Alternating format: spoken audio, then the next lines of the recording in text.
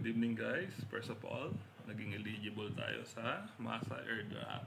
Talapak ulit. Pero although besting yan, parang pang jolly good lang yung nakuha natin. Pero hindi pa rin tayo ang halaga doon, naging eligible tayo kasi mas maraming gumagawa ng airdrop na hindi naman na eligible. Baga parang half cook yung ginagawa nila. So dito tuturuan ko yung paano yung magagawa natin ng tamang proseso para maging eligible tayo sa airdrop. So let's go, talakayan natin bago nating airdrop na kukuhanin. So first of all, si Infinity yung tatalakayin natin guys. Actually medyo maganda tong tong airdrop na to kasi ang unang-una under siya ni Solana. Alam niyo naman medyo mababang gas fee dito and medyo hype tong Solana. Pag pinasok to, maraming whales na naglalaro dito or nag-i-invest. First of all, ang kailangan lang natin dito is Solana token. Mga sabihin mo ng 0.13 token. Pwede na yan. Then, ba't ko ba nire-recommend si Sanctum? Kasi unang-una, nag-raise siya ng 6.1 million. Almost 3 weeks ago. Then kung makikita nyo, matindi rin ang mga partners niya, no? Yan, sila Dragonfly, sila makilala to, Valhalla Capital, Solana Labs. Then actually napakadali niyang gawin. Hindi nga totoong 10 minutes of clicking to eh. Actually galing to kay Hunter ah. Ibigyan ko ng konting background si Hunter. Si Hunter is isang batikan or veteran na airdrop hunter na from India. And siya yung nakilala kong kumita sa meme coin ng BOME or Book of Meme ng from 1,000 USD naging 100,000, so times 100. Then balik tayo kay Sanctum. Si Sanctum is active na siya sa Sol ecosystem since 2021. Okay?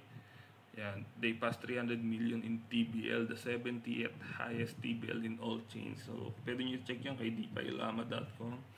Then lumabas na rin siya kaya nanalo siyang voting kay Jupiter Token Launchpad. So kung lalabas yung token niya kay Jupiter talaga tayo mag-aabang. So ganito lang kadali guys. So katulad dito, ang una nyo lang gagawin dito is magpe-prepare kayo ng 0.12 SOL kasi 0.1 minimum eh. So for example, bibili natin to si Heli. Si Heli ay may mga pets kasi. Yan, si Heli. Kung buy age SOL, maglalagay kayo ng 0.1 SOL. So sabihin mo ng $15. Then yan, magiging staking token na. So yun yung tinatawag na LST, Liquid Staking Token.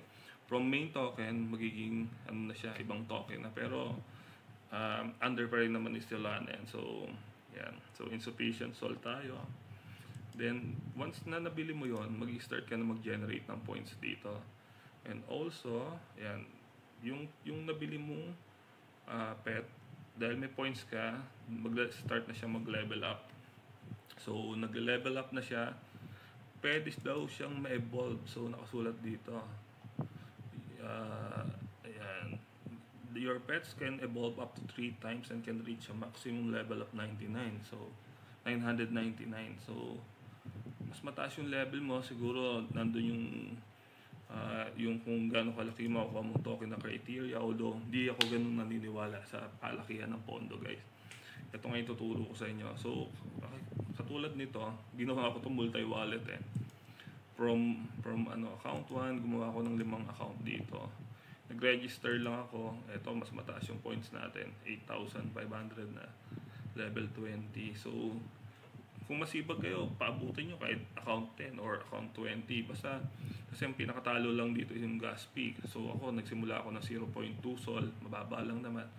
Umabot ako ng account 5, gas fee, nabawasan yun hanggang sa yan. Sagad tayo hanggang account 5 muna ako. Although pagka nailipat yung funds ko sa Solana, try ko din banatan to.